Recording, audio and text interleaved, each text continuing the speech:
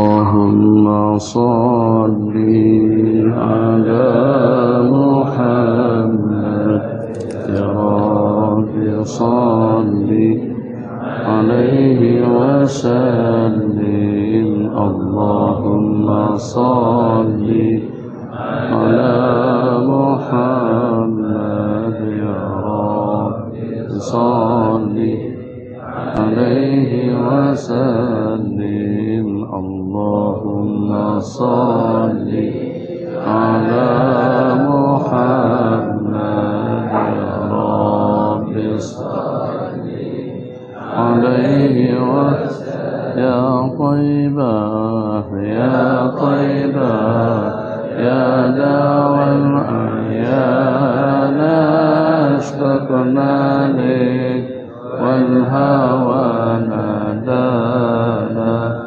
والهوى نادانا يا طيبة يا طيبة يا داوى العيان اشتقنا لك والهوى نادانا والهوى نسألك يا من هو الله الذي لا إله إلا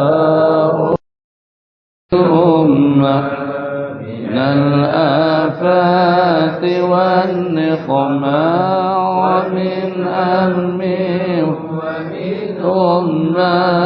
بأهل البدر يا الله ومن هم ومن أمة بأهل البدر يا الله صلاة الله سلام الله على طه رسول الله صلاة الله سلام الله على ياسين حبيب الله صلاة الله سلام الله على ياسين حبيب الله بسم الله الرحمن الرحيم السلام عليكم ورحمة الله وبركاته وعليكم السلام ورحمة الله وبركاته الحمد لله رب العالمين وصلى الله وسلم على سيدنا محمد خاتم الأنبياء وحبيب رب العالمين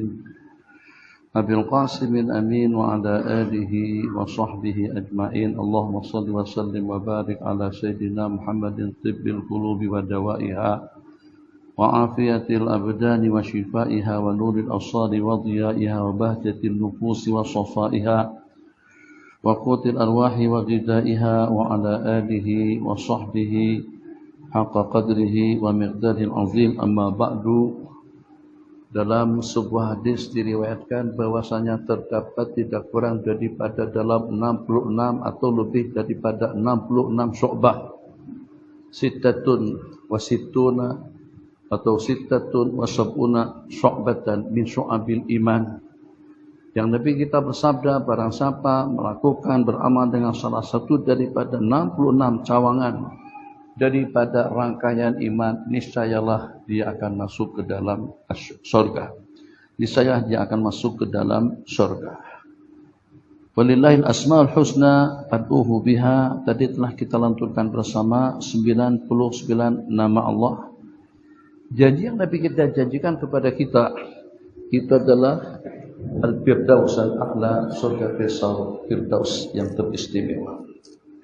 Juga janji Allah kepada kaum Muhajirun dan Ansar, wa kullan wa'adallahu al-husna, dan masing-masing daripada mereka baik itu di kalangan kaum Muhajirun atau juga di kalangan kaum Ansar telah Allah janjikan al-husna, artinya surga yang abadi di sisi Allah Jalla wa'ala. Daripada 66 syu'bah, 66 rangkaian amalan yang akan membawa kita ke dalam surga, itu menurut ulasan lanjut daripada ulama, daripada senarai amalan-amalan yang kita laksanakan terdapat tidak kurang daripada 1001 amalan, 1001 zikir, 1001 salawat, 1001 ubudiyah, pengabdian diri kita kepada Allah Jalla Jalaluh, yang tentu dengan sasaran utama kesudahan daripada amal yang kita laksanakan agar dengan kita terkumpul nanti kelak di dalam surga. Ahbabana fillah, kenapa dengan sembahyang 5 waktu, kenapa dengan puasanya, kenapa juga dengan ibadah haji dan umrahnya, kenapa juga dengan zakat dan juga dengan sedekahnya, itu dia dengan hibah, itu dia dengan sedekah, itu dia dengan wasiat, itu dia dengan warisan, itu dia dengan pemberian, itu dia dengan derma, itu dia dengan wakaf, itu dia dengan sumbangan, itu hubungannya dengan duit.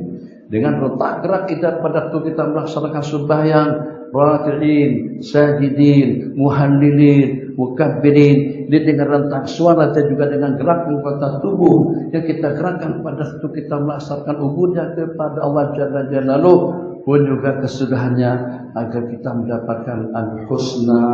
Husna artinya adalah surga. Masya Allah, tabarakallah. Kombinasi antara gerak daripada anggota tubuh dan juga dengan duit yang kita gunakan pada waktu dengan kita memenuhi seruan Allah yang berbunyi walillahi 'alan nasi hajjul bait liman istata'a ilaihi sabila. Pada waktu kita melaksanakan ibadah haji dengan umrah dengan slogan labbaik Allahumma labbaik labbaik la syarika lak labbaik innal hamda wan ni'mata laka wal mulk la syarika lak. Tujuannya pun juga tidak lebih daripada untuk kita mendapatkan anugerah surga. Wal hajjul mabrur laisa lahu jazaa'un illa jannah, dan juga dengan haji yang mabrur itu tidak ada balasannya selain daripada surga.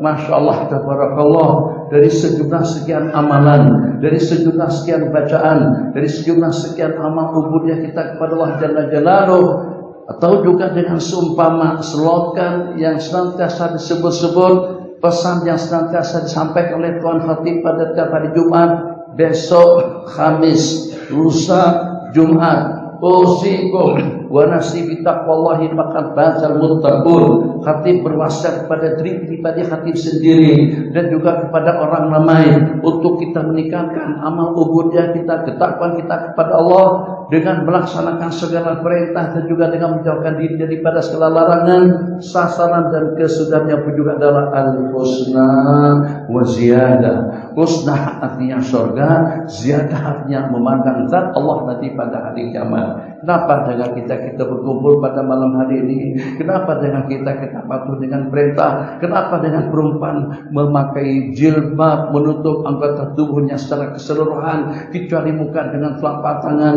Kenapa pula dengan puasanya selama 30 hari? Kenapa juga dengan ibadah zakatnya tiap daripada hitungan 85 gram emas kita wajib mengeluarkan 2% daripada total kesemuanya. Tiap daripada 40 ekor kambing, 1 ekor kambing akan kita keluarkan. Tiap daripada 30 ekor lembu atau juga dengan kerbau, 1 ekor akan kita keluarkan. Tiap daripada 25 ekor onta, 1 ekor onta akan kita keluarkan. Kenapa? Semuanya. Bakti kenapa, taat kenapa, zikir kenapa, ibadah kenapa, patuh kenapa, tunduk kenapa, dan juga dengan kita melaksanakan segala perintah dan juga dengan kita meninggalkan segala larangan. Sasarannya matlamat dan target juga dengan tujuannya agar dengan kita mendapatkan karunia kemuliaan yang teragung daripada Allah Jalla Jalaluh nanti pada pembalasan yang abadi yang tidak ada kesudahannya, khalidina fiha, kekal abadi di dalam surga. Oke, jadi kalau seperti itu, masyaallah tabarakallah, kalau kita sudah tahu matlamat, kalau kita sudah tahu tujuan yang dengan kita diciptakan oleh Allah, bukan karena untuk kita makan, bukan karena untuk kita kawin, bukan karena untuk kita berniaga, bukan karena untuk kita berpolitik, bukan juga karena untuk kita mendapatkan wibawa dan pengaruh, bukan juga untuk kita dapatkan jabatan, harta dan kekayaan. Yang dengan kita diciptakan oleh Allah Jalla Jalaluh, lain daripada segala makhluk. Kita senaraikan ada dalam berapa ribu macam makhluk jutaan macam makhluk yang diciptakan oleh Allah Jalla Jalaluh. Apakah kira-kira dengan bermacam-macam beribu-ribu macam jenis ikan yang ada di dalam dasar laut dan sungai? Apakah kira-kira dengan jenis-jenis makhluk ciptaan Allah yang ada di daratan, yang ada di hutan-hutan? Apakah juga dengan jenis-jenis ciptaan Allah yang ada di kolong langit? Itu dalam berapa juta planet kita akan dapat hitung banyaknya. Masya Allah, tabarakallah.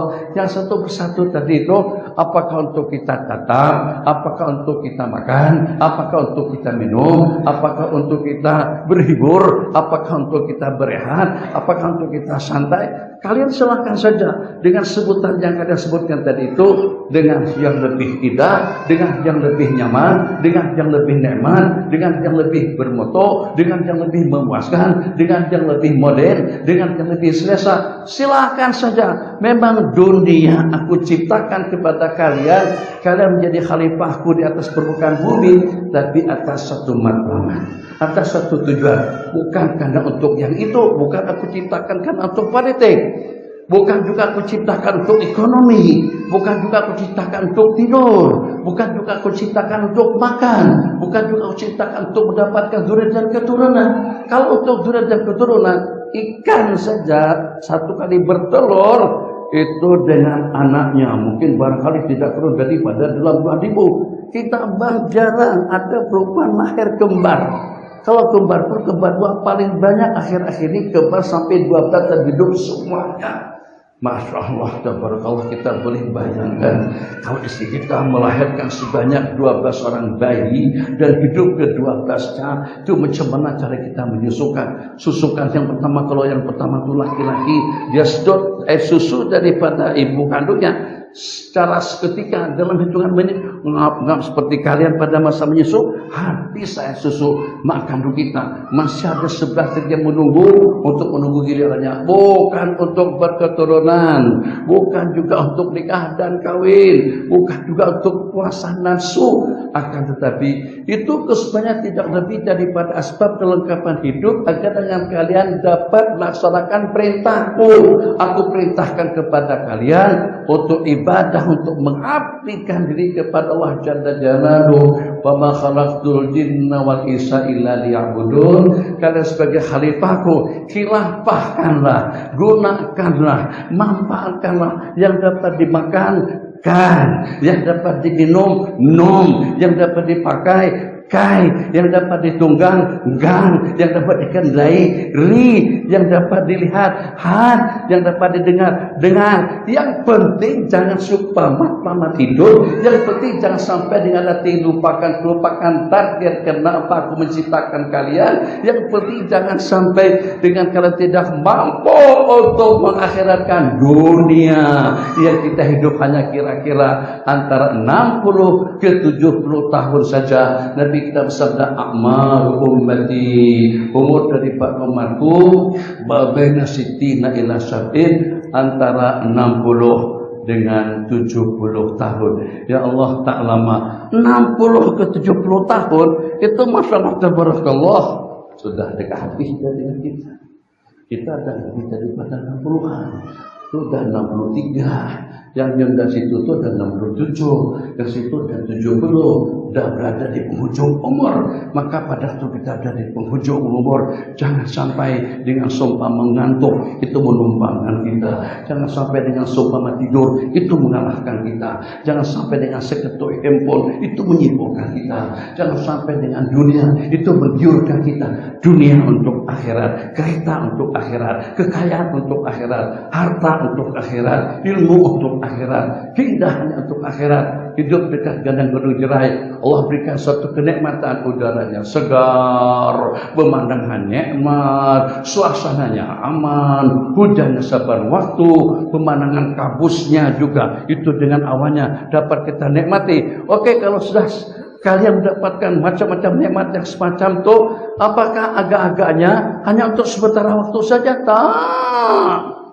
Di dunia saja kita tidak mau kalau sampai dengan kita jadi raja sehari.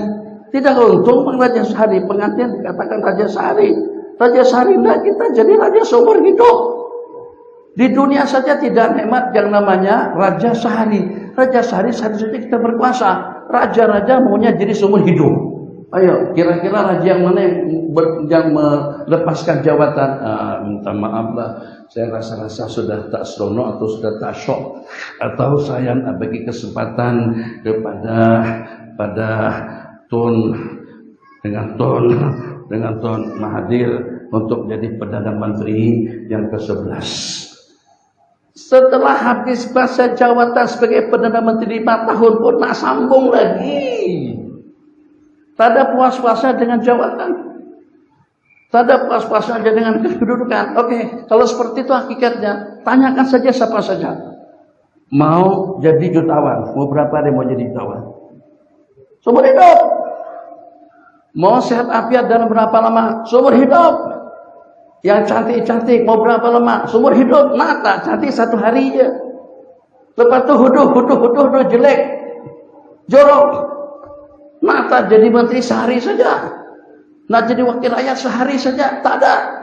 1 hari akhirat sama dengan 1000 tahun kita di dunia. Takkan yang kaki tidur nih pada masa pengajian tidur, khutbah tidur, pengajian tidur, zikir tidur.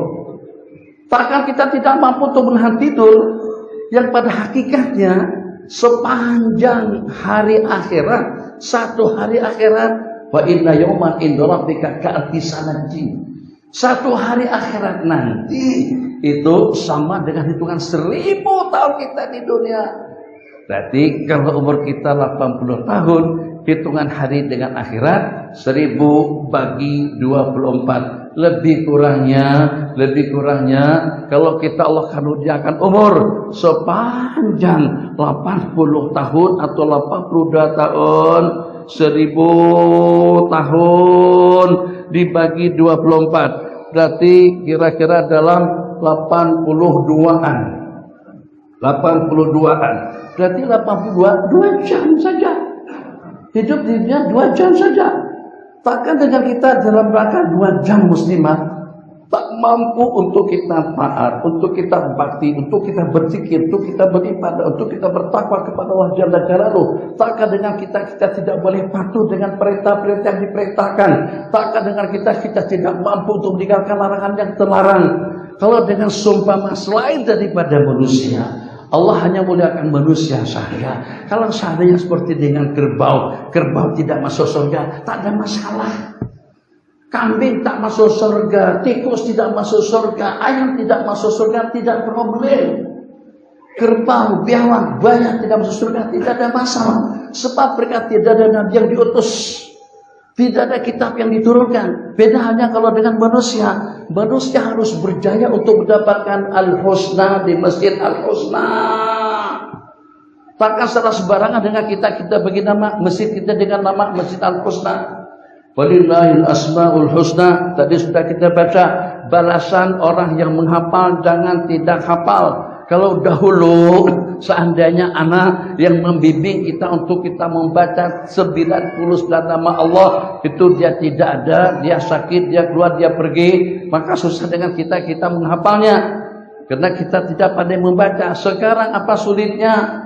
Minta bantuan dengan handphone, minta bantuan dengan netbook, minta bantuan dengan komputer, minta bantuan dengan laptop, minta bantuan dengan peralatan itu yang harganya 100 ringgit saja. Mau diulang dalam berapa kali? As'aluka ya man huwallahul ladzi la ilaha. Habis ulang lagi sampai lengkap dalam ingatan kita. Balasannya itu adalah surga. Masya Allah, tabarakallah, luar biasa. Allahumma shalli ala sayyidina Muhammad. Jadi dengan kita sebelum kita tinggalkan dunia dengan panduan Al-Quran secara khusus dan juga dengan bimbingan para ulama, al-ulama warahatul anbiya, dan juga dengan akal pemikiran yang sehat, yang dengan kita harus sehat untuk memanajemen perjalanan hidup untuk kita menuju Allah Subhanahu wa taala dengan 2 sebutan yang disebutkan tadi itu al-awamir wan nawahi. Perintah-perintah yang diperintahkan dan juga dengan larangan yang dilarang. Dengan segenap makhluk sebutkan saja satu persatu, tidak ada satupun yang semulia manusia. Walaqad karramna bani Adam. ulama mengatakan takrim Allah kepada manusia, Allah memuliakan manusia, tidak hanya kita dimuliakan pada waktu kita di dunia dengan makanan. Sebut 10 macam lauk makanan di Malaysia atau di kawasan Merbuk, tanah cepat, nasi kerapu, nasi dagang, nasi kabul, nasi mandi, nasi marbut, nasi kabesar, ayam siakap dia rasa, asam pedas, ayam masak madu, masak merah madu merah, gulai kambing, sate kambing, sop kambing, kambing bakar, cendol bakar. Cendol bakar. Tertanya kita. Agak seperti apa rasanya cendol bakar? Rupa-rupa yang jualan cendol itu Haji Abu Bakar. Yang jualan cendol Haji Abu Bakar. Saya jadi cendol bakar. Itu makanan. Untuk kalian. Makan sepuas-puasnya. Pakaian sepuas-puasnya. Transportasi Alphard, sebutkan saja. Yang ada di negara kita saja Islam tidak kurang daripada 100 macam kereta. 10 macam lagi. Alza, Izola, Cintu, Cin Ifrit, Ning Basura, Alphard. Nama kereta. Pesawat. Jenis Boeing saja ada dalam berapa jenis pesawat. Masya Allah, tabarakallah. Pada masa di Pogelang, Tuan Khatib, Tuan Imam bergaduh dengan jamaah. Tuan Khatib nasihatkan anak-anak supaya jangan sampai pergi ke masjid, sebab pergi masjid itu ganggu dan juga kacau orang. Jadi kata jamaah, hei, awak tak ngaji kan? Apakah awak tak pernah dengar bahwasanya Sayyidina Hasan dan Husain itu juga Nabi kita kadang-kadang bawa ke masjid, datang ke masjid. Tak larang pun imam tegaman pada saat itu didebat oleh jamaah. Kenapa awak larang untuk bawa anak ke masjid? Baginda Nabi saja bawa cucu ke masjid. Kadang-kadang cucu keluar daripada rumah datang ke masjid, sampai pernah Nabi kita turun daripada mimbar untuk mengangkat cucu beliau naik ke atas mimbar. Jemaah jadi bingung. Mereka tanyakan pertanyaan itu kepada Abi. Jadi saya katakan pada saat ketika itu beda. Yang pertama, anak kita tuh bukan Hasan dan Husain. Sayyidina Hasan Husain yang kacau uangnya saja. Begitu Nabi saja pada Nabi kita sujud, mereka tunggang. Anak kita kacau orang sepanjang waktu. Bisa begitu, hehe, wah. Macam mana disamakan dengan Sayyidina Hasan dan Husain? Terdiam jemaah tadi itu. Iya betul. Pada Nabi kita sujud, Sayyidina Hasan tunggang Nabi. Sahabat bingung. Tapi kita sujud. Tak bangkit. Jangan. Itu telah diteroris oleh jemaah bersama bin Laden. Kata orang-orang di Eropa. Rupa-rupanya setelah Nabi kita salam, bahkan ada di antara daripada sahabat yang bangkit. Allah, tengok, Nabi kita lagi sedang ditunggang oleh cucu beliau. Sahabat itu patah balik sujud. Pas salam, Nabi kita beritahu kan, saya tahu kerisauan daripada kalian. Ini tajuknya kena kemari ikut keadaan. Tadi tengok husna, tajuknya husna. Lepas itu tajuknya anak-anak bermain-main dalam masjid. Dia sudah Nabi kita salam, saya tahu, tapi saya merasa karena dia merasa masih belum puas lagi untuk menunggang aku, untuk naik ke pondokku, maka sujud pun aku panjangkan. Bagus, alhamdulillah. Satu, dengan akal pemikiran yang sehat.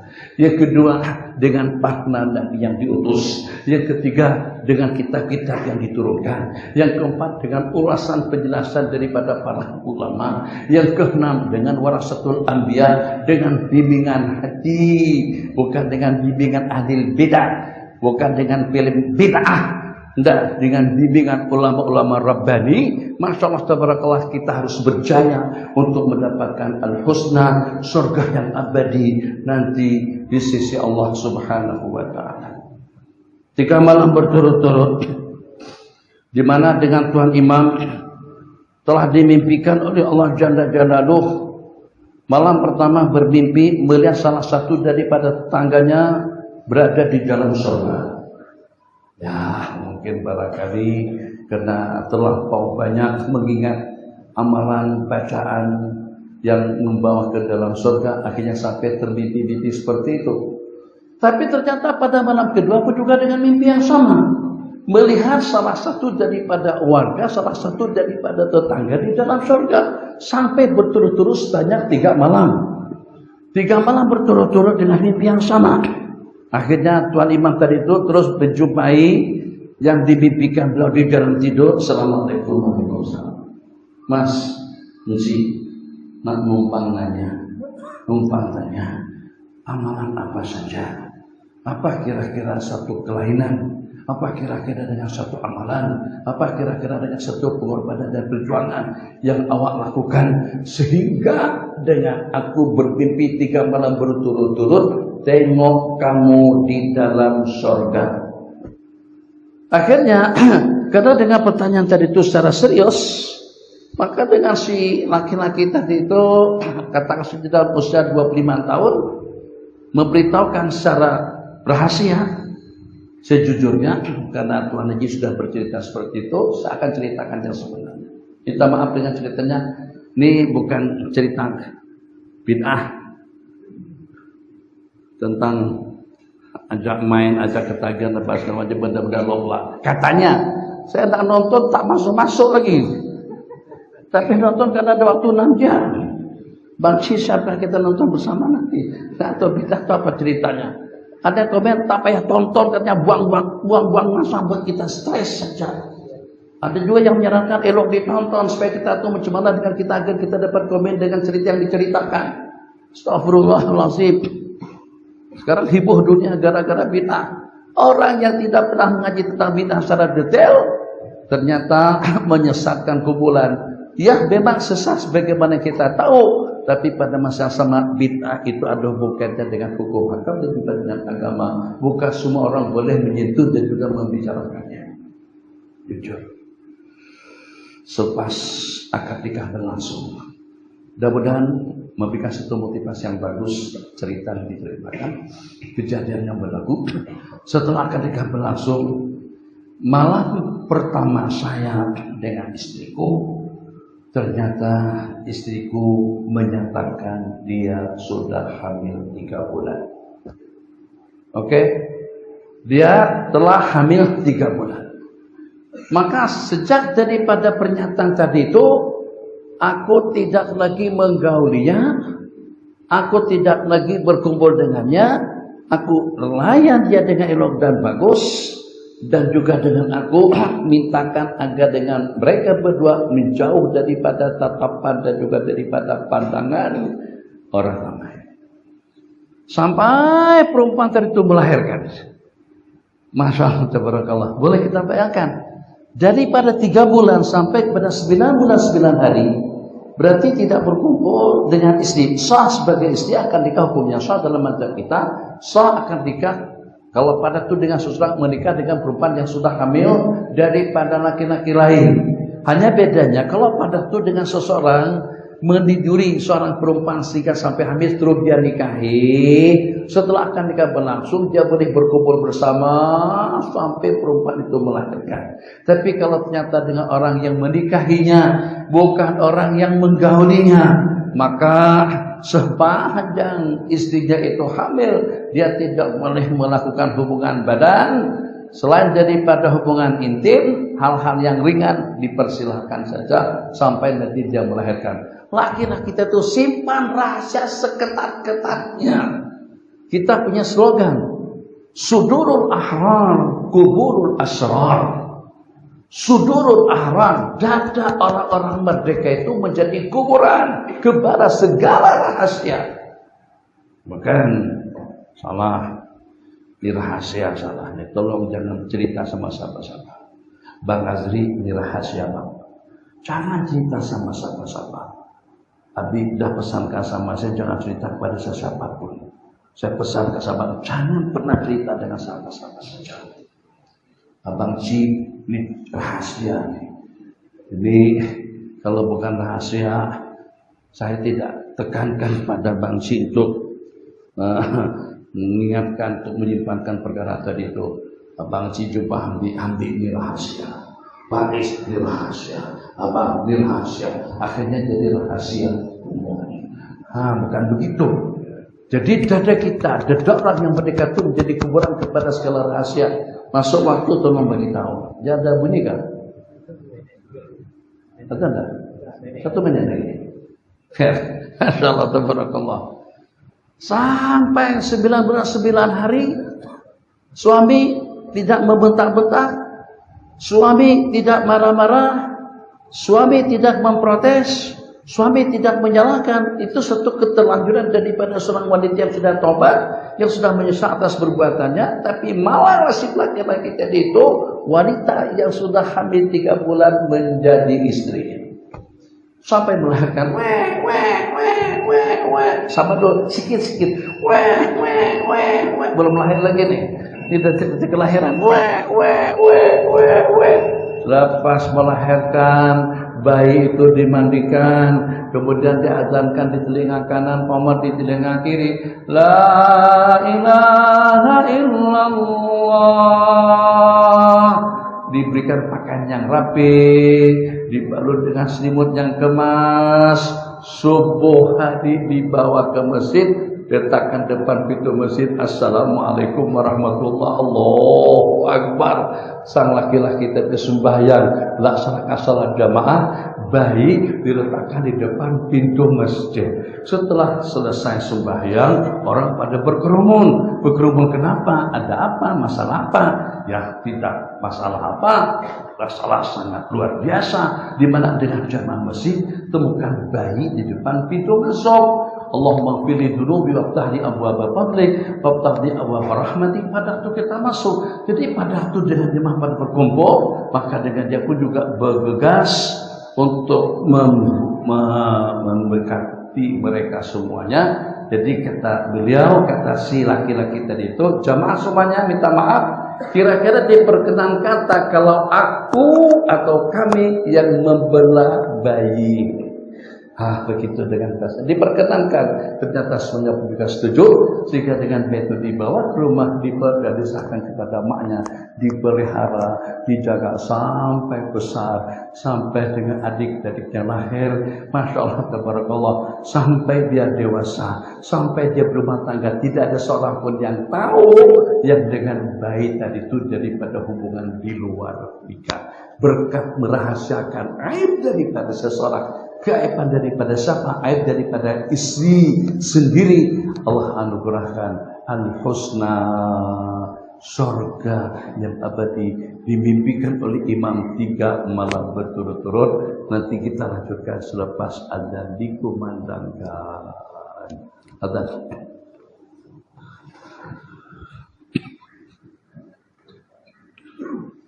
Bismillahirrahmanirrahim.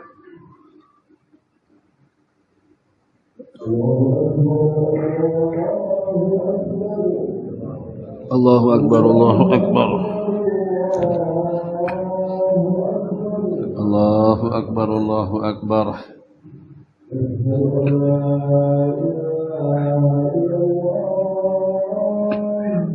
Asyhadu an la ilaha illallah.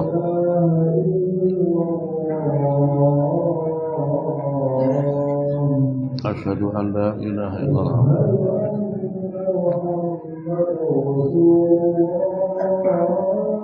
Asyhadu anna Muhammadar Rasulullah.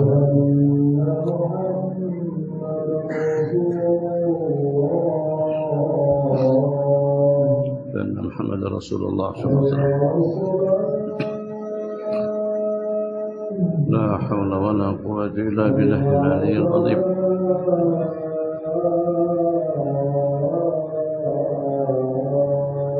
لا حول ولا قوة إلا بالله العلي العظيم. لا حول ولا قوة إلا بالله العلي.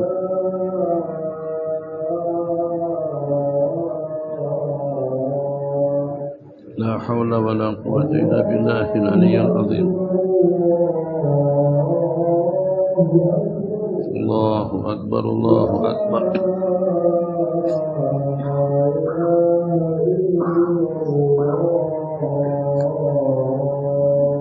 لا إله إلا الله سيدنا محمد رسول الله صلى الله عليه وسلم اللهم رب هذه الدعوة التامة والصلاة القائمة آتي سيدنا محمدا الوسيلة والفضيلة والصلاة والدرجة العالية الرفيعة وابعث مقاما محمودا الذي وعدته إنك لا تخلف الميعاد سبحان الله والحمد لله ولا إله إلا الله والله أكبر سبحان الله والحمد لله ولا إله إلا الله والله أكبر سبحان الله والحمد لله ولا إله إلا الله والله أكبر سبحان الله والحمد لله ولا إله إلا الله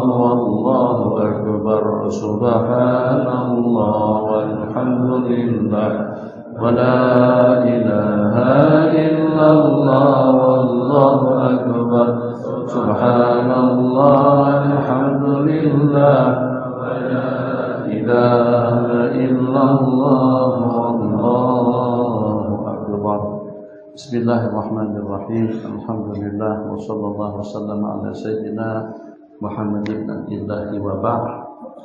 Tadi hampir ada kesepakatan kita bersama kenikmatan yang nikmat, keindahan yang indah, kecantikan yang cantik, kenyamanan yang nyaman. Kita tidak ingin, kita tidak bersedia kalau hanya untuk sementara waktu. Tak nak kalau dengan kenikmatan pada waktu kita makan hanya setakat untuk hari ini sahaja. Tak nak kenikmatan kita pada waktu tempat yang nyaman, yang hening, yang bening, yang indah dan cantik hanya untuk satu hari sahaja. Tak nak dengan kemewahan yang sudah kita rasakan. Naik Alphard beda rasanya dengan kita pada waktu kita naik Alza. Naik dengan seumpama BMW beda rasanya dengan kita pada waktu kita naik kereta Izura. Atau dengan Jintu beda rasanya dengan Mercedes S-Class. Lembut, tak terasa, Masya Allah Tabarakallah, Masya Allah Tabarakallah. Apakah kira-kira kita makan kenikmatan dan kenyamanan seperti itu hanya setakat dalam 1 jam saja? Kita inginkan seumur hidup. Oke, kalau macam itu dengan sasarannya kita targetkan. Kalau di dunia yang hanya untuk sementara waktu saja, yang usia kita tidak lebih daripada dalam 100 tahun dan jarang-jarang kita sampai pada masa usia 100 tahun, kita inginkan kekal dengan kenyamanannya, kekal dengan kecantikannya, kekal dengan keindahannya, kekal dengan keceriaannya, kekal dengan kepuasannya, kekal dengan kenikmatannya. Maka jangan sampai dengan kita tahu, atau jangan sampai dengan kita salah memilih jalan yang dimana nanti dengan kita akan hidup selama-lamanya, hidup tanpa ada kesudahannya. Takkan dengan seseorang tidak pandai memilih untuk mendapatkan yang lebih istimewa, yang lebih cantik, yang lebih indah, yang lebih nyaman. Secantik-cantik yang cantik, dikatakan seperti apapun cantiknya, kumpulkan saja wanita-wanita cantik di dunia dengan satu bidadari akhirat saja, itu sudah sanggup untuk menghuduhkan wanita-wanita cantik dunia semuanya. Yang walaupun itu dengan seumpama binatang-binatang film misalnya, bintang-bintang film, Masya Allah Tabarakallah, itu dengan artis-artis yang cantik sekalipun akan jadi hulu. Itu dengan bidadari-bidadari akhirat. Istri-istri kita justru lebih cantik daripada semua bidadari-bidadari yang ada pada hari pembalasan. Masya Allah Tabarakallah, kenikmatan yang nikmat, keindahan yang indah. Itu ternyata Nabi kita bersabda dalam sebuah hadis, sesaat waktu saja dengan celupan di dalam lembah api neraka sanggup untuk melupakan dan juga melenyapkan segala kenikmatan dan kecantikan yang cantik sepanjang hidup di dunia. Tak pernah sakit, tidak pernah pedih, tidak pernah sakit perut, tidak pernah ceret-beret, tidak pernah menceret, tidak pernah dicaci, tidak pernah dicerca, tidak pernah diganggu, tidak pernah diteroris, tidak pernah disalib, tidak pernah dianiaya. sepanjang hidupnya bahagia, bahagia, bahagia, bahagia. Tapi pada saat Allah celok ke dalam api neraka sesaat waktu, tak sampai dalam hitungan detik sanggup untuk melupakannya segala kenikmatan yang pernah dia rasakan sepanjang hidup. Sebaliknya, manusia yang paling sengsara muslimat, manusia yang paling miskin, yang paling sengsara, tersiksa, tertindas, dizalim, dianiaya, disakiti, sakit sampai mati, teraniaya sampai mati, tergugah sampai mati. Tidak pernah menikmati yang namanya kenyamanan, tidak pernah mengenal bahasa selesa, nyaman, indah, cantik, bahagia sepanjang hidupnya dalam derita. Tapi pada waktu Allah celup sesaat waktu di dalam surga, Allah tanyakan macam mana kehidupanmu, sehingga bagaimana kehidupanmu, dia nyatakan sepanjang hidupku aku tidak pernah menderita. Itu baru sesaat waktu di dalam surga. Jadi jangan sampai dengan kita tidak pandai memilih yang teristimewa untuk diri pribadi kita masing-masing, dan juga dengan solusinya tadi sudah kita sebutkan, sudah kita beritahukan solusinya. Ittaqullah usikum wa nafsi bittaqwallah. Itu bukan setakat slogan yang diperkatakan oleh Tuan Khatib, tapi harus kita realisasikan, harus kita laksanakan, kita praktekkan dalam kehidupan kita sehari-hari. Jaga mata, jaga tangan, jaga telinga, jaga mulut. Jangan mengopar, kebaikan itu mahal. Kalau ada yang mengatakan yang sebaliknya juga ada benarnya. Surga itu murah, neraka itu mahal. Macam mana surga boleh jadi murah, neraka boleh jadi mahal? Nak minum arak, beli. Nak main perempuan, bayar. Nak main judi, duit. Nak buat maksiat, macam-macam halangan dan rintangannya. Nak pergi ke Genteng Helen, modalnya banyak. Nak pergi ke Bukit Bintang, kena bawa duit. Nak minum arak, mabuk dulu. Tadi kawan kau minum tera. Niro. Tadi minum Niro. Bila satu tua. Jadi Bang Rusdan, Syarifuddin, itu Bang Hanif, mereka bagi habis 2 gelas. Sudah nikmat. Tapi ada kerisauan dalam hati. Kalau minum 2 gelas, takut kalau nanti merepek pada waktu pengajian. Wah, ini mabuk. Hamzah mabuk-mabuk lagi. Bukan nak mabuk, tidak. Rupa-rupanya mengabukan itu kalau di peram lama itu mungkin akan memabukkan. Tapi kalau masih fresh lagi semacam tadi itu, Masya Allah, tabarakallah, luar biasa. Nikmat sungguh. Usikum wa nafsi bittaqwallah.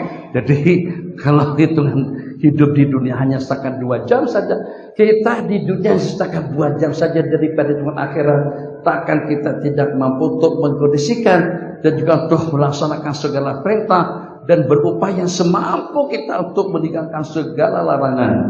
Perintah semampu kita. Kalau dengan larangan tidak ada pilihan selain daripada dengan kita meninggalkannya. Ya Allah ya Arhamar Rahimin. Jadi dengan amalan yang akan membawa kita kepada husna, tadi sudah kita lakukan bersama. Asmaullahul husna, jangan tidak sama. Baca ayat kursi. Tadi sama Imam Faiz, Imam jamak takdim tadi itu siapa? Hah? Tahu tak? Apa? Imam jamak takdim? Hah? Pemerintah maghrib bukan jamak takdim? Ada rasa suara Faiz tadi itu. Dalam hati Faiz baca kursi mana tasbih tahmid dan takbir. Itu jangan tinggai. Bukan jangan tinggal, jangan tinggai. Tasbih, tahmid, takbir jangan tinggal. Itu untuk keampunan dosa. Kita ini banyak dosa. Lengahnya banyak, lalainya banyak, merepeknya banyak, merapunya pun juga banyak. Yang walaupun Syekh Rusdan, Syekh Aminuddin, Syekh Nuruddin, Syekh Hanif, Saad Hanif, ini kalau terkumpul pada tempat bersama, masa merepek, masa betul. Itu kan diantara jadi pada perkara-perkara yang tidak sepatutnya berlaku. Tapi bagaimanapun, mudah-mudahan juga ada kebaikannya pada waktu kita bersimbang. Ya kadang-kadang kita bertukar cerita dengan cerita. Ikut pengalaman masing-masing. Tapi kalau kita ganti dengan tasbih, tentu kita lebih untung. Itu juga diantara daripada ketaksiran dan juga diantara daripada sejenis kesalahan yang kita lakukan. Masya Allah, tabarakallah. Jadi supaya dengan kita jadi masa ada penyapu, terhapus, bersih lagi, kesilapan yang tidak disengaja juga kita sengaja, ketaksiran yang kita lakukan itu kita imbangi, wa'ati sayyi'atal hasanata, ikutkan kemaksiatan, kemungkaran dan juga dengan perkara yang melelahkan itu, melalaikan itu dengan hasanah, dengan kebajikan. Jadi kalau seandainya nontonnya 6 jam tuh, kalau kita tonton 15 episode, jadi satu episode 40 menit. Tapi tahu saya baca. Itu dengan ekstranya mungkin. Ya Allah Rahman Rahim. 6 jam nonton. 1 jam, 3 jam dengan Hindustan, 3 jam. Astagfirullah. Subhanallah. Jangan kurang daripada 33 kali tasbih, 33 kali tahmid, 33 kali takbir. Untuk apa saja? Agar dengan kita akan mendapatkan keampunan dosa daripada Allah Jalla Jalaluhu, yang walaupun dosa kesalahan kita sebanyak bila. Masya Allah, tabarakallah. Allahu Akbar. 12 rakaat salat sunat yang telah kita ingatkan tadi pagi atau tadi siang. 12 rakaat salat sunat, 2 rakaat sebelum subuh, 4 rakaat sebelum zuhur, 2 rakaat setelahnya, 8, 2 rakaat setelah maghrib, dan 2 rakaat setelah isya. Jaminan yang Nabi kita berikan kepada orang yang istiqamah dalam melaksanakannya itu, dan al-husna, surga yang abadi. 1 kali Allahumma shalli ala sayyidina Muhammad. Tadi pada masa pengajian dengan muslimat, Masya Allah, tabarakallah, kali pertama kira-kira dalam beberapa bulan yang lalu hadir di pengajian surah Al-Falah, pengajian muslimat. Sallallahu Rabbuna, tua-tua, bukan muda-muda, tua-tua, semuanya warga emas. Sallallahu Rabbun, warga tembaga ada beberapa orang, warga perak mungkin ada kira-kira dalam 20-an, yang selebihnya warga emas. Sallallahu Rabbuna ala nuril mubin Ahmad al-Mustafa Sayyidil Mursalin. Sallallahu Rabbuna ala nuril mubin Ahmad al-Mustafa Sayyidil Mursalin. Sallallahu Rabbuna ala nuril mubin Ahmad al-Mustafa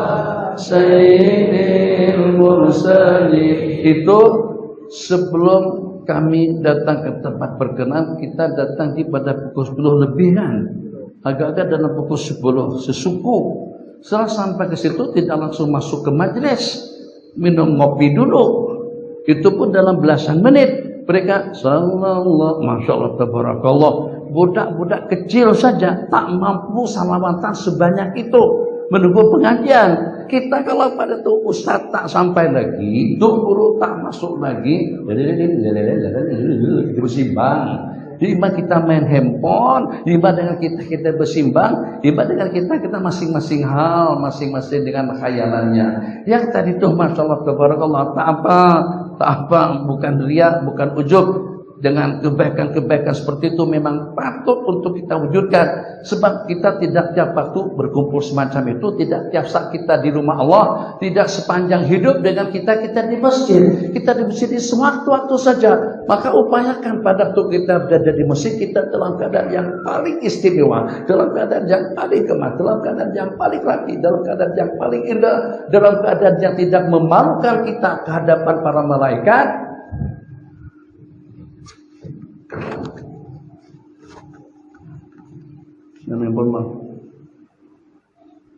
Elok iji ke masjid, sebelum pengajian dimulakan, ajak orang bergambar dulu. Jangan bergambar terakhir. Nanti saat Hanif, Syamin, Ustaz, kawan-kawan semuanya, kalau tidak buat pengajian, ajak jamaah bergambar dulu. Mesti mereka akan berapat. Yang duduk atas kursi akan berdiri. Yang duduk menyedot akan merapat, tangkap gambar. Baru Bismillahirrahmanirrahim. Alhamdulillah, baru sampaikan ceramah. Tapi kalau duluan ceramah, duluan pengajian, masing-masing pegang tiang. Ada yang di bawah kipas, ada yang di bawah ekor, ada yang dengan tiang. Nanti pada masa selepas pengajian terus mau bergambar, tak disuruh berapat pun berapat. Kata kameramen, minta maaf, itu yang itu belum termasuk ini. Berapat sendiri. Kalau rasa-rasa tak dapat, sanggup duduk di depan. Yang walaupun biasanya duduk depan itu kan anak-anak muda. Ini yang tua juga duduk di depan. Kenapa? Supaya termasuk dalam gambar. Tak termasuk dalam kamera Allah tidak penting. Yang penting masuk dalam kamera manusia. Inna lillahi wa inna ilaihi raji'un. Masya Allah, tabarakallah. Jadi dengan sallallahu rabbuna tadi itu kita hitung-hitung usaha. Tak susah mana. Yang paling pendek saya ijazahkan sallallahu alaihi Muhammad sallallahu alaihi Muhammad sallallahu alaihi Muhammad. Tapi kita bersabda 1 kali salawat 10 dengan balasannya, 10 kali salawat 100 dengan balasannya. Wa man shalla alayya mi'atan sallallahu alaihi alfa. Dan barang siapa besar padaku sebanyak 100 kali, Allah akan anugerahkan rahmatnya sebanyak 1000 kali, 1000 rahmat. Wa man shalla alayya mi'atan, wa man shalla alayya alfan. Dan barang siapa besar kepadaku sebanyak 1000 kali, lam yamut hatta yara maq'adahu minal jannah. Dia tidak akan wafat, dia tidak akan Allah matikan, dia tidak akan meninggal dunia, melainkan setelah Allah perlihatkan tempatnya di dalam surga. Kalau sebelum meninggal saja sudah diperlihatkan, pasti dia akan masuk daripada ahlil husna, lahumul husna wa ziyadah. Juga janji Allah kepada para sahabat Nabi kaum Muhajirin dan Ansar yang Islam sebelum Nabi kita hijrah ke Madinah atau juga setelahnya di kalangan kaum Muhajirin dan Ansar, Allah turunkan firman Allah yang berbunyi wa kunna wa'adallahul husna. Cerita lama, tidak mengapa kita ulang kembali, sempena dengan kita mengingati hikmat atau juga sebutan Al-Husna di Masjid Al-Husna pada malam hari ini pun juga 3 malam berturut-turut. Salah satu daripada ulama daripada Maroko bermimpi bertemu Rasulullah sallallahu alaihi wasallam. Abasyir sampaikan berita gembira, sampaikan berita surga kepada salah seorang daripada warga Arab Saudi. Dalam mimpi itu Nabi kita beritahukan alamat lengkapnya juga dengan nama lengkapnya. Mungkin Adrasu Ahlam, mungkin seperti yang saya katakan sebelumnya. Tapi ternyata dengan mimpi tadi itu berlanjut pada malam kedua dengan mimpi yang sama, pada malam ketiga juga dengan mimpi yang sama. Mimpi bertemu Rasulullah itu berarti betul. Man ra'ani fil maram faqad ra'ani fa inna syaitana la yatanazzadu bi. 3 malam berturut-turut bermimpi bertemu baginda, Nabi kita arahkan untuk menyampaikan bisyarah surga itu kepada seseorang yang berada di Arab Saudi.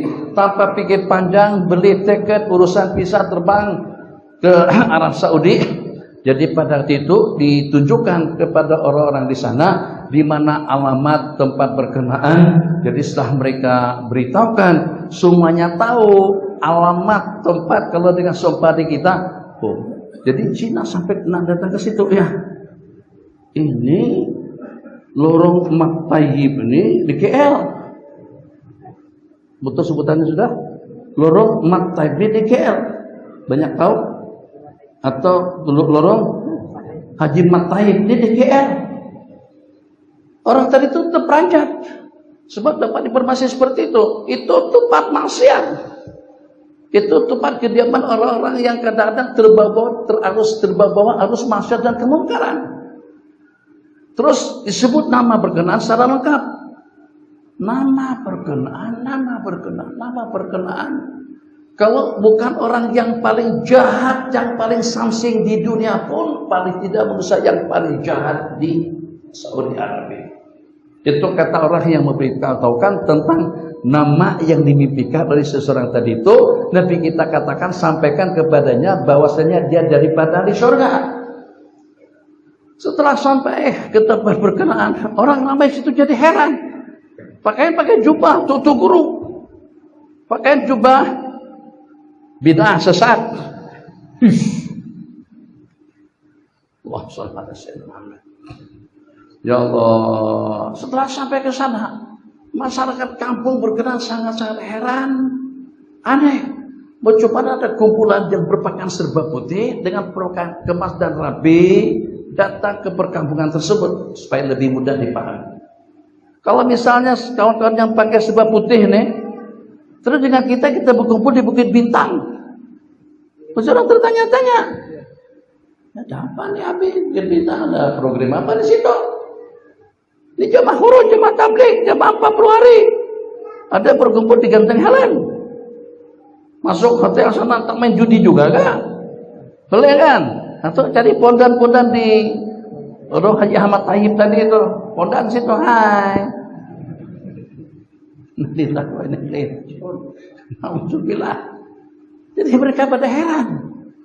Lebih heran lagi, lebih mengherankan lagi saat ketika mereka tanyakan nama berkenan. Setelah sampai ke alamat berkenan, berjumpa dengan pribadi yang dicari-cari tadi itu. Jadi pada waktu itu ditanyakan, fulan bin fulan, iya betul. Ya dia, saya orangnya. Saya akan sampaikan satu berita gembira kepada awak bahwasanya kamu adalah merupakan salah satu daripada surga. Dia tepuk kepala. Aku takut sembahyang tak beres, puasa tidak pernah, samsing zalim diktator ahli surga. Dia tak percaya ahli surga, masuk surga, tak percaya betul. Bedalah kalau pada tuh jadi kaki masjid, misalnya sohbah selalu khidmat, senantiasa menemani orang-orang baik. Anjing berteman dengan Ashabul Kahfi di masuk surga. Anjing berteman dengan Ashabul Kahfi, bagaimana kita tidak akan mendapatkan yang teristimewa kalau betul-betul kita senantiasa dengan orang-orang yang baik. Saya, ya kamu, betul enggak? Saya ahli surga. Sembahyang saja banyak bolongnya. Paham banyak bolongnya? Berlubang-lubang. Lebih banyak tidaknya daripada sembahyang. Sebab dalam dunia sembahyang ini ada orang sembahyang saban waktu sampai 1000 rakaat. Ada yang sembahyang 5 waktu secara berjamaah. Ada yang sembahyangnya hanya sekali seminggu aja, kalau tidak hari Jumat tak sembahyang. Ada yang sembahyangnya sekali setahun, kalau tidak hari raya tak sembahyang. Allahu Akbar, baru pergi ke musala untuk melaksanakan salat lebaran. Ada yang sembahyangnya disembahyangkan, Allahu Akbar. Ada ruku sujudnya, Allahu Akbar, Assalamualaikum warahmatullahi wabarakatuh. Sembahyangkanlah sebelum kau sembahyangkan. Itu diletakkan depan masjid. Akhirnya buat orang takut pergi ke masjid, apalagi ke pada subuh. Nampak kelihatan jenazah terbang di depan masjid. Sembahyanglah sebelum kau disembahyangkan. Jadi dia tanyakan, apa saja amalan? Apa kira-kira kelainan yang lain dengan Anda? Sehingga sampai baginda datang dalam mimpiku 3 malam berturut-turut menyatakan kamu daripada surga. Tak ada. Tak akan dapat diandalkan. Sembahyang tidak cukup. Puasa kadang-kadang puasa. Zakat kadang-kadang atau tidak pernah langsung. Tapi kemaksiatan semuanya, kemungkaran semuanya. Kaki judi, kaki perempuan, kaki minuman, kaki tangan semuanya. Bukan kaki saja. Coba diingat-ingat. Tidak ada kebaikan langsung. Ikut pengajian apa? Justru kalau pada saat ada pengajian, dia antara dari orang yang mengawal. Coba ingat Pak. Kalaulah ada kebaikan saya, itu pada tuh teman baik saya meninggal dunia, saya berazar, saya berjanji dengan Allah akan memberikan separuh gajiku untuk aku menyerah kehidupan istrinya dengan beberapa orang lagi. Aku pada saat ketika itu kena terlampau sayang karena terlampau akrab hubunganku dengan temanku tadi itu, maka pada waktu dia wafat aku berjanji untuk memberikan separuh daripada hasil pendapatanku untuk menyala kehidupan mereka. Maka dengan si ulama daripada Maroko tadi pun dengan yakin-yakinnya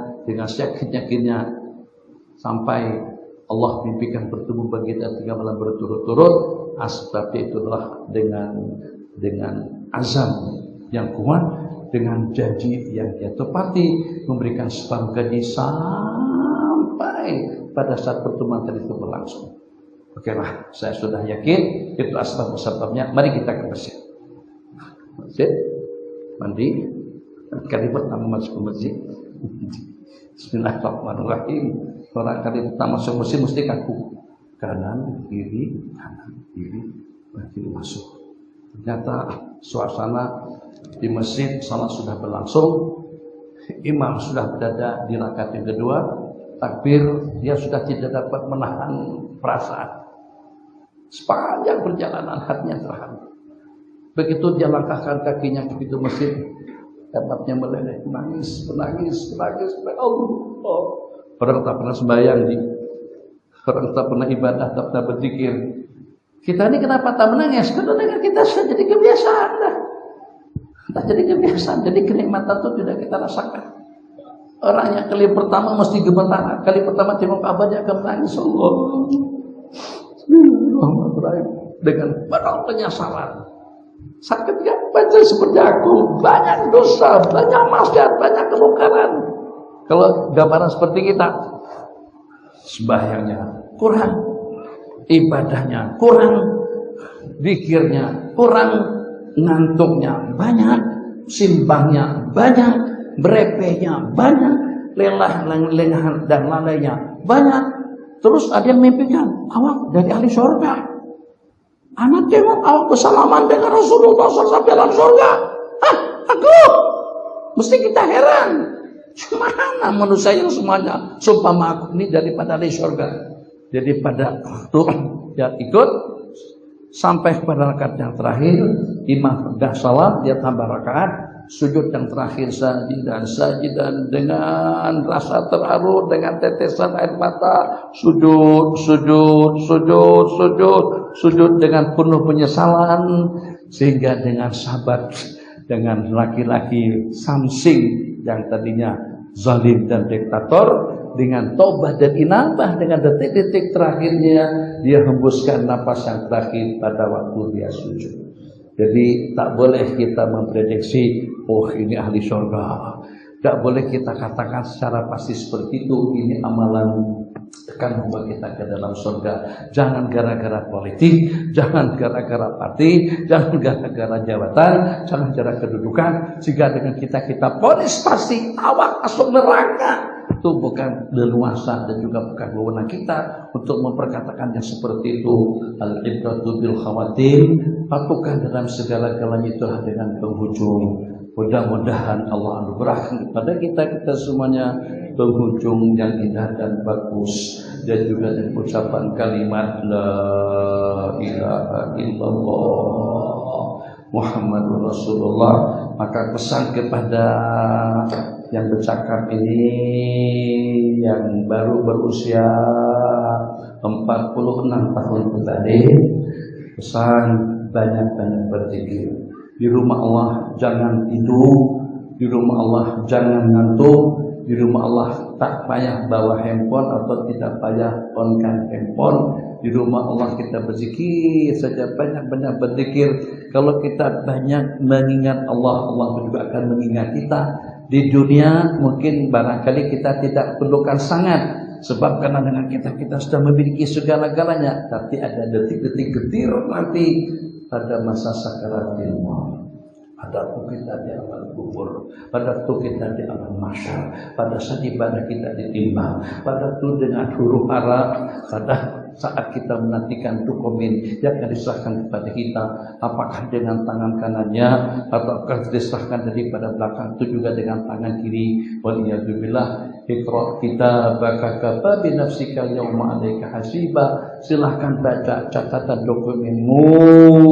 Kafa bi nafsika, cukuplah kamu dengan dirimu untuk menghisab dan juga untuk menghitungnya. Itu diantara daripada detik-detik waktu kita sudah tidak saling kenal mengenal. Banyakkan zikir, banyakkan tahlil, la ilaha illallah, la ilaha illallah, la ilaha illallah, la ilaha illallah. Kalau tidak boleh salawat, kalau tidak boleh istighfar. Salawat 1000 kali pada tiap hari, tak susah mana, paling lama pun memakan waktu dalam 15 menit. Balasannya lam yamut hatta yara maq'adahu minal jannah. Atau juga yang paling mudah sekali, membaca doa selepas kita mengambil air wudu, ngadap kiblat, asyhadu an la ilaha illallah wahdahu la syarikalah wa asyhadu anna sayyidana Muhammadan abduhu wa rasuluh. Allahumma ij'alni minat tawwabin waj'alni minal mutatahhirin waj'alni min ibadikas shalihin. Nabi kita sabda, orang yang membaca doa selepas mengambil air wudu, futihat lahu abwabul jannati samaniya, akan Allah bukakan pintu-pintu gerbang surga yang 8, dipersilakan dia masuk daripada pintu gerbang mana saja. Jangan pernah tinggalkan sebaik sunat awabin, khususnya yang sudah berumur. Duduk tanpa, orang katakan malas tak kisah, tapi jangan kurang daripada 6 muslimat. Salat sunat awabin itu supaya hari-hari kita ini sama nilainya, satu hari sama dengan 12 tahun, sama dengan ibadah 12 tahun. Macam mana? Lepas kita sembahyang maghrib, lepas kita berwirid dan berdoa, bangkit sembahyang 2 rakaat yang pertama kita niatkan sengaja aku melaksanakan salat maghrib dengan salat sunat awabin. 2 rakaat lillahi ta'ala, Allahu Akbar, baca Fatihah, kuliah, kulhu, salam. Tambah lagi 2 rakaat sengaja aku melaksanakan salat sunat awabin, Fatihah surah rakaat pertama, Fatihah surah juga pada rakaat yang kedua, bangkit lagi untuk 2 rakaat berikutnya, 6 rakaat. Tapi kita bersabda, orang yang melaksanakan sembahyang maghrib kemudian dia ikutkan dengan salat sunat awabin sebanyak 6 rakaat, udilna ibadat tatai asrata sanatan, itu menandingi ibadah 12 tahun. Sebab usia kita sudah hampir habis. Bukan pasal usia kita hampir-hampir, enggak semuanya. Ini yang muda-muda, jangan-jangan yang muda-muda lebih tua meninggal daripada kita. Tak pernah dengar orang meninggal lebih awal daripada Tuhan. Tuhan masih hidup lagi, sampai cucu tertanya-tanya, Tuhan tak mati lagi ya? Yang muda-muda sudah banyak meninggal. Teman-teman kita di Indonesia sudah banyak yang pergi, yang muda-muda pun sudah banyak yang pergi. Kalau kita kenal Ustaz Nizam, sebaya kawan-kawan kita dah pergi. Ustaz Zulmihan awal lagi pergi. Banyak lagi kalau kita nak sebut satu-satu. Jadi dengan peluang yang Allah berikan kepada kita, manfaatkan dengan elok dan baik. Kesimpulan daripada pertemuan kita pada malam ini, jangan gagal. Jangan sampai kita tidak berhasil untuk mendapatkan al-husna. Husna bukan nama perempuan. Husna itu asal maknanya adalah surga. Kalau Abi husna sudah dapat dah. Maknya Muhammad husna, dapat husna. Husna di dunia sudah dapat. Ada lagi sahabat kita kawin dengan seorang perempuan bernamanya Jannah, namanya Nur Jannah. Alhamdulillah sudah dapat surga dia di dunia. Tinggal untuk surga di akhirat saja lagi. Semoga semuanya Allah anugerahkan surga yang terbaik tanpa hisab. Amin ya rabbal alamin. Ada soalan silakan. Dalam 5 menit.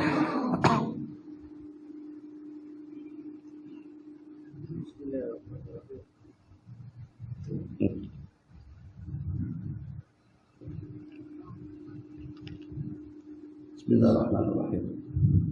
Bismillahirrahmanirrahim. Assalamualaikum. Waalaikumsalam warahmatullahi wabarakatuh. Adakah boleh saya pergi haji dengan berhutang atau membuat pinjaman? Bolehkah saya pergi haji dengan mendapatkan uang pinjaman? Saya pergi haji mahal. Oke, pinjam. Boleh kan? Cari duit. Secara wajib tidak. Sebab Itu hanya diwajibkan kepada liman istata'a ilaihi sabila, bagi orang yang berkemampuan dengan duitnya, dengan kendaraan transportasinya, dengan bekalan nafkah sepanjang perjalanannya, sepanjang dia di sana sehat afiat, aman dalam perjalanan dengan waktu yang cukup. Itu orang yang diwajibkan, harus terpenuhi 5 syarat. Sementara kalau sudah dengan kita paksa-paksa juga pergi pada waktu kita sakit, dalam suasana tidak aman, atau pada waktu dengan kita tidak punya duit, kerja sebagian daripada duitnya kita gunakan untuk kita bayar bulanan. Jadi katakan saja dengan kita dapat pinjaman untuk kita pergi haji, kita mendapatkan pinjaman daripada pihak-pihak tertentu agar dengan kita melaksanakan ibadah haji, wajib tidak, tapi tetap kewajiban kita akan gugur. Jadi katakanlah kalau pada suatu ketika nanti dengan kita punya duit banyak, haji tersebut tidak wajib kita ulang kembali. Boleh kita diberangkatkan, boleh dengan kita pergi haji dengan menggunakan duit kita sendiri, boleh kita pergi dengan tabung haji itu atas pembiayaan daripada mereka, boleh juga dengan kita berutang, asalkan masa kita menjelaskan utang piutang kita itu tidak ada sembarang bunga, tidak ada sembarang faedah. Tapi kalau seandainya daripada 60.000 jadi 90.000, kalau 60.000 jadi 62.000 sekalipun, tetap saja itu tidak boleh. Hajinya gugur, tapi jauh daripada haji yang mabrur. Oke, yang lain. Assalamualaikum warahmatullahi wabarakatuh. Bila suami istri pergi ke Mekah menunaikan haji, ya, tiba-tiba suami beliau meninggal di Mekah. Istri ini kan dalam iddah, boleh ke menunaikan ibadah haji? Ulama mengatakan kalau pada itu dengan suami meninggal juga, di mana saja suami meninggal, maka dengan istri wajib menjalankan masa iddah 4 bulan 10 hari di tempat di mana suaminya meninggal dunia. Kalau seandainya dengan suami meninggal dunia di Ipoh, dia akan duduk di Ipoh selama 4 bulan 10 hari. Kalau dengan suaminya meninggal di Bogor, dia akan duduk di Bogor selama 4 bulan 10 hari. Pengecualian daripada ulama, kecuali kalau pada itu mungkin itu keselesaannya, mungkin itu keamanannya, mungkin juga kemudahannya, itu akan menggugat dan juga cukup mencabar kalau pada itu berada di tengah jalan. Jadi katakan saja pada itu terbang transit di Karachi, pada itu terbang transit katakan saja di Dubai atau Abu Dhabi, suami meninggal di sana. Jadi kalau secara hukum perempuan akan menjelang masa iddah 4 bulan 10 hari itu di Abu Dhabi. Jelas permit, biaya, kehidupan, keperluan dan lain sebagainya. Ulama mengatakan dalam keadaan yang semacam itu terkecuali boleh saja perempuan melanjutkan perjalanannya untuk melaksanakan ibadah haji. Jadi ikut pendapat Imam Atha ibn Abi Rabah. Imam Atha ibn Abi Rabah membolehkan perempuan melangsungkan masa iddah di mana saja. Jadi tidak mutlak harus di tempat di mana suami dia meninggal dunia. Tadi malam kita baca hadis, seseorang yang meninggal dunia pada masa melaksanakan ibadah haji, itu Allah akan anugerahkan surga bi ghairi hisab.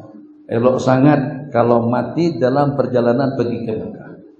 Atau elok sungguh kalau mati dalam perjalanan masa balik ke Iyan, ke Marbok. Yang lebih elok balik dengan selamat masuk surga bi ghairi hisab. Itu lebih syarif.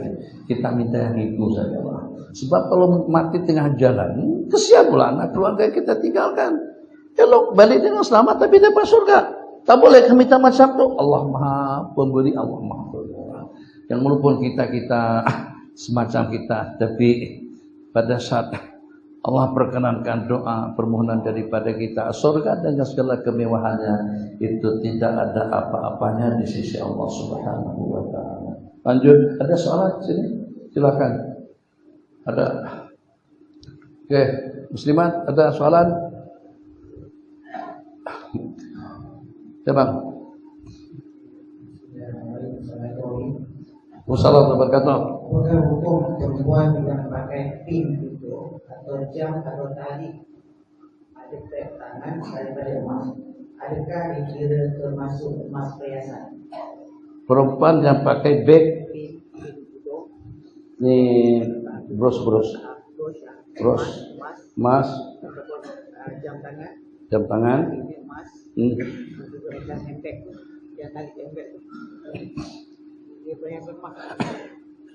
Bag itu bukan perhiasan, Bang. Bag bukan perhiasan. Spek mata juga bukan perhiasan. Perhiasan di tangan, cincin, gelang, di kaki, bros termasuk daripada jenis perhiasan. Yang selain daripada jenis perhiasan tidak boleh. Handphone daripada emas tidak boleh. Daripada perak pun juga tidak boleh. Kipas daripada emas, kursi daripada emas, piring mangkuk daripada emas, itu semuanya tidak boleh. Tapi daripada jenis perhiasan boleh untuk perempuan sahaja. Kalau daripada peralatan dapur, peralatan komunikasi, perabot rumah serba daripada perak dan emas, itu tidak ada perbedaan antara laki-laki dengan perempuan. Juga dengan seumpama laki-laki, pingat. Pingat laki-laki tidak boleh pakai pingat daripada perak dan juga daripada emas. Macam juga dengan ikat pinggang polis sini yang ada lambang apa harimau ya situ tuh. Daripada emas juga tidak boleh. Rantai, tali daripada spek mata daripada emas pun juga tidak boleh. Bila boleh laki-laki pakai itu kalau laki-laki udah jadi perempuan. Nanti jadi pondan. Jangan jadi pondan. Jadi pondan Allah kutuk. Nabi kita kutuk. Orang yang pondan yang meninggal di lorong Haji Muhammad Tayyib tadi itu betul-betul menyusahkan orang. Terserah namanya sajadkah, raka'akah, sabbahkah, kabarkah, takisah. Itu nanti kalau raka' tadi itu jangan sebut sajad, raka' aja. Sajad ahli sujud, raka' ahli rukuk. Kalau mati kita nak sembahyangkan lagu mana? Kita adat kita Melayu, laki-laki kalau pada waktu kita sembahyangkan kepala sebelah kiri, kaki sebelah kanan. Kalau perempuan kepala sebelah kanan, kaki sebelah kiri. Pada waktu kita tak menyembahkan pondan tadi itu yang punya dua alat kelamin, di asalnya laki-laki terus jadi perempuan. Kita nak letakkan lagu mana? Kita dirikan atau kita hadapkan ke arah situ? Susah. Tidak hanya susah untuk kita yang angkat keranda orang mati tadi, itu juga bikin susah kepada tu imam membacakan doa. Allahumma ighfir lahu atau Allahumma ighfir laha. Allahumma ighfir lahu warhamhu laki-laki. Allahumma ighfir laha warhamha perempuan. Yang ini laki perempuan namanya wanki. Perempuan laki-laki. Ki wan, laki perempuan. Akhirnya imam pikir punya pikir, dapat isyad, dapat ilham. Adalah doakan yang doanya kiwan. Gimana laki perempuan? Allahumma ighfir lahu ha, Allahumma arhamhu ha, Allahumma arhamhu ha, Allahumma afihi ha. Kan jadi masalah. Jadi hidup buat masalah, mati juga buat masalah. Jangan jadi pondan. Kalau Allah jadikan kita laki-laki lah. Kalau Allah jadikan kita perempuan, jadi perempuan. Kenapa boleh laki-laki dan jadi perempuan dan perempuan dan jadi laki-laki? Jangan jadi bahasa sana bencong, pondan. Bahasa orang Banjar bebanciran. Nah, bahasa kita sini pondan lah. Pondan. Alhamdulillah. Pondan akidah dulu sama duduk sini ke situ kan susah duduk situ dihalau sama muslimat awal laki-laki duduk situ lah duduk sini dihalau sama kaum laki-laki pondan perempuan duduk situ akhirnya balik rumah datang ngaji kena sama-sama menghalau yang pondan itu yang sebenarnya yang bukan laki-laki. Dia macam mana pun kan asalnya perempuan Pak, kalau tak punya apa-apa pun dia buang semuanya. Ini dia buang, itu dia buang. Terus dia ganti dengan hak laki-laki. Kalau dia ganti dengan hak keledai pun tetap dia tidak akan berubah jadi keledai, Pak. Ya itulah menyusahkan orang. Jangan buat macam itu. Nabi kita laknat. Al-mutasyabbihin minar rijali bin nisa wal mutasyabbihat bin nisa'i bil rijal. Kalau kita tahu tentang laknat dan kutukan tadi itu, tidak akan mungkin dengan seseorang akan mengakukan oprit buang kelamin laki-laki diganti dengan kelamin perempuan atau juga sebaliknya. Jangankan sampai merubah jenis atau merubah jantina menyerupai dari sudut pakaian jalan seperti perempuan. Main sini dulu. Itu pun Nabi kita tak suka.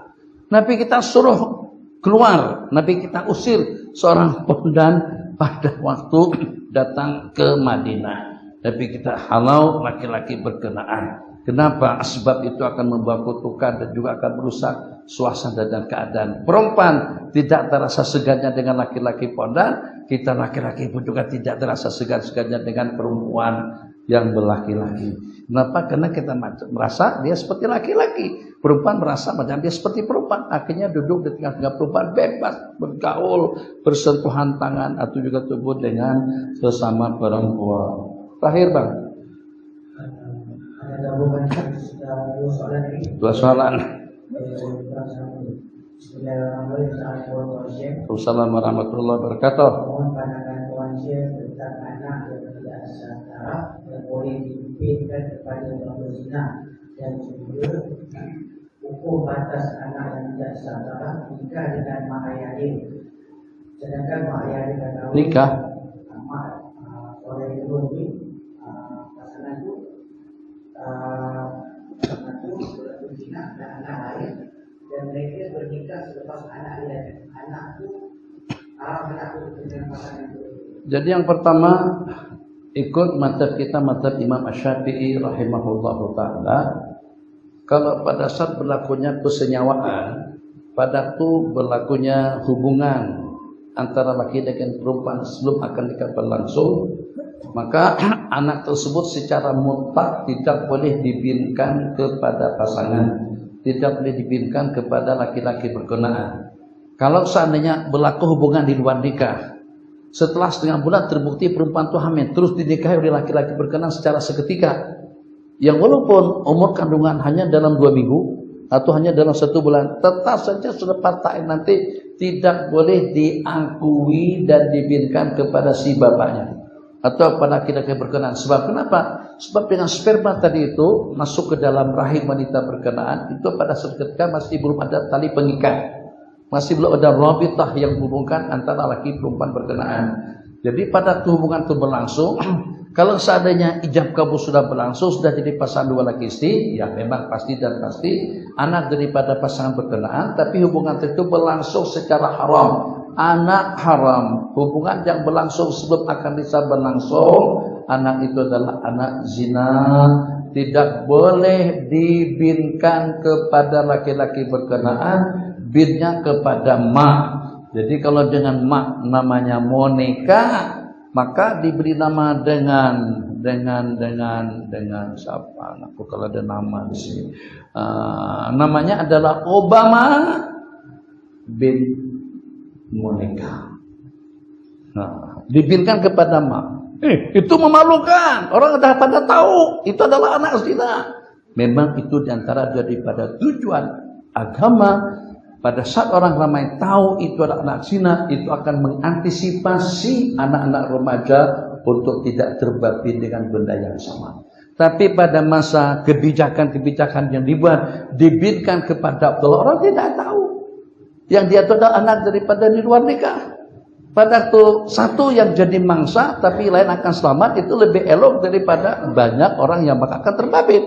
Kenapa mereka berhubungan sebelum nikah? Karena nanti akan tetap tertutupi dengan sebutan bin Abdullah. Mazhab yang lain ada dengan sebagian pendapat seperti pendapat daripada ulama Malikiyah. Kalau seandainya sebelum usia 120 hari, katakan saja setelah 1 bulan terbukti perempuan itu hamil, terus dinikahi oleh laki-laki berkenaan, itu nasabnya boleh dinasabkan. Keturunannya boleh dinasabkan kepada laki-laki yang menikahinya.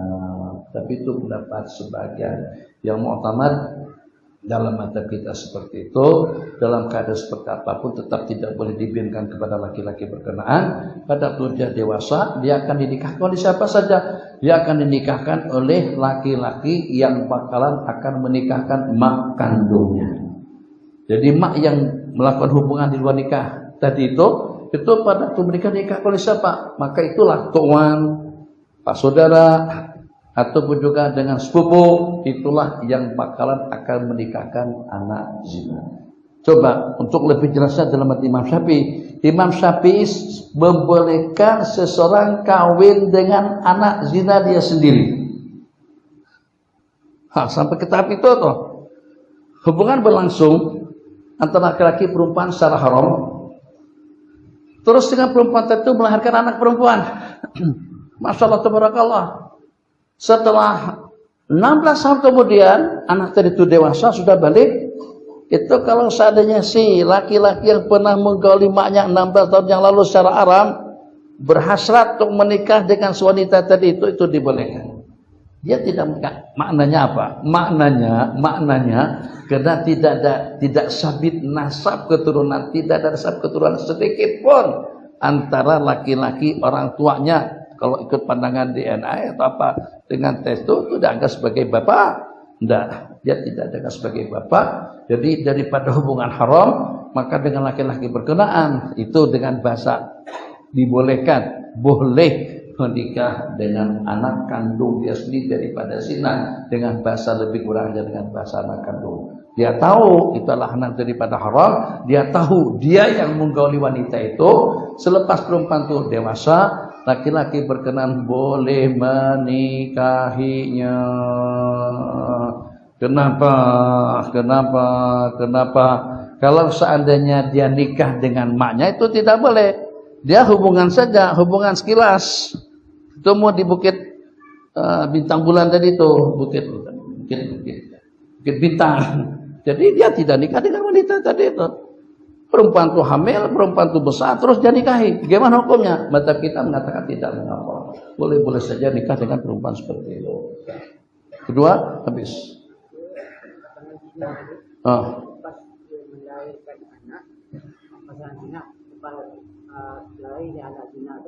Jadi lelaki dengan perempuan itu berkawin. Jadi hubungan anak zina dengan lelaki yang kalau dia berkawin itu jadi anak tiri. Jadi anak tiri sebab tak boleh nikah. Dia jadi haram bukan karena anak kandung. Dia jadi haram karena dia adalah sebagai anak daripada istri. Itu adalah anak daripada istri pada waktu dia menikah dengan wanita tadi itu. Anak tadi itu bina kepada istri. Jadi hubungannya dengan si suami itu bagaimana hubungannya? Seperti hubungan antara suami dengan anak tirinya. Bab itulah anak daripada istri yang dia nikahi. Kalau yang lepas dia menikah, dia dapat anak yang sah. Hubungan anak yang sah dengan anak yang zina itu saudari seibu. Saudari seibu, bukan sebapak. Jadi dia aurat dia masih boleh. Dia hanya dengan saudari daripada sebelah ibu saja. Dengan si bapak tadi tetap itu bukan mahram. Maaf, dengan bapak tadi jadi mahram karena dia sebagai anak tiri. Tapi wewenang untuk menikahkan tetap dia tidak punya. Wewenang menikahkan itu adalah kepada orang yang berhak untuk menikahkan mak kandungnya atau istri dia. Adik-beradik itu masih boleh lagi. Adik-beradik antara anak zina dengan anak yang dasar. Iya, sebab mak yang sama. Mak yang sama. Hubungan mahramnya dari situ. Bapak dia yang tak boleh. Bapak saudara, kalau bapak saudara. Apa? Buat jangan susah-susah macam. Nikah saja senang jadi anak kandung. Hati ramai, nikah mudah tempat kita. Lebih mudah kawin. Neraka itu murah. Sembahyang tak perlu bayar, puasa tak perlu bayar, zikir tak perlu bayar, ke masjid tak perlu bayar. Berzina haram, hanyai, tiket mahal. Takut pula ada bini itu sudah ketakutan. Orang yang kawin takut dengan siapa? Kalau ada yang mengintipkan, biar kasih kamu tegang di situ, tak peduli. Subhanakallahumma wa bihamdika asyhadu an la ilaha illa anta astaghfiruka wa atubu ilaik. Rabbana atina fid dunya hasanatan wa fil akhirati hasanatan wa qina adzabannar. Sallallahu ala sayyidina Muhammad wa ala alihi washabbihi ajma'in. Amin. Alhamdulillahirabbil alamin. Assalamualaikum warahmatullahi wabarakatuh. Waalaikumsalam.